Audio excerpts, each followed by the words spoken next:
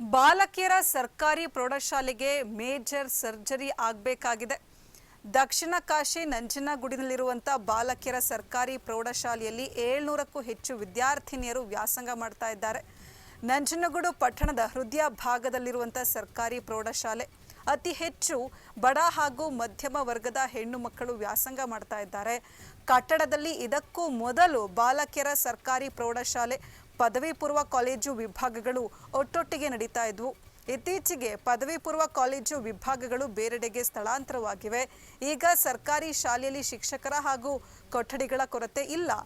ಆದರೆ ಈ ಕಟ್ಟಡ ನಿರ್ವಹಿಸೋದೇ ಪ್ರಾಧ್ಯಾಪಕರು ಸಿಬ್ಬಂದಿಗೆ ಸಮಸ್ಯೆ ಆಗ್ಬಿಟ್ಟಿದೆ.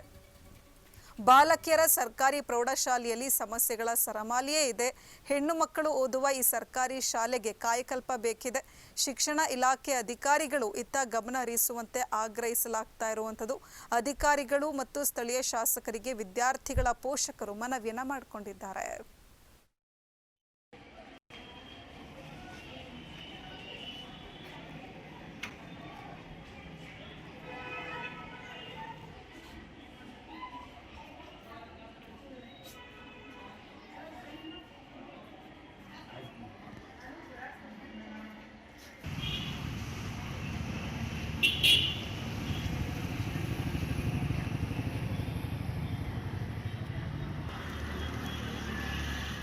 ಈ ನಂಜನಗೂಡು ಸಿಟಿನಲ್ಲಿರ್ತಕ್ಕಂಥ ಹೃದಯ ಭಾಗದಲ್ಲಿರ್ತಕ್ಕಂಥ ಶಾಲೆಯ ಸ್ಥಿತಿ ಏನಾಗಿದೆ ನೋಡಿ. ಇಲ್ಲಿ ಗಾರೆಗಳು ಕಿತ್ತೋಗವೆ, ಕಿಟಕಿಗಳಿಗೆ ಒಂದು ಕಿಟಕಿಗೂ ಗಾಜಿಲ್ಲ, ಮತ್ತೆ ತಾರಸಿನಲ್ಲಿ ಕಬ್ಬುಗಳು ಕಾಣ್ತಾವೆ. ನಮ್ಮ ಹೆಣ್ಣು ಮಕ್ಕಳು ಅದ್ರ ಕೆಳಗಡೆ ಕೂತ್ಕೊಂಡು ಊಟ ಮಾಡ್ತಕ್ಕಂಥ ಪರಿಸ್ಥಿತಿ ಇದೆ. ಊಟ ಮಾಡ್ತಾ ಇರಬೇಕಾದ್ರೆ ಅಲ್ಲಲ್ಲಿ ಗಾರೆಗಳು ಬೀಳೋಂಥ ಸನ್ನಿವೇಶಗಳು ಇಲ್ಲಿ ಐತಾವೆ.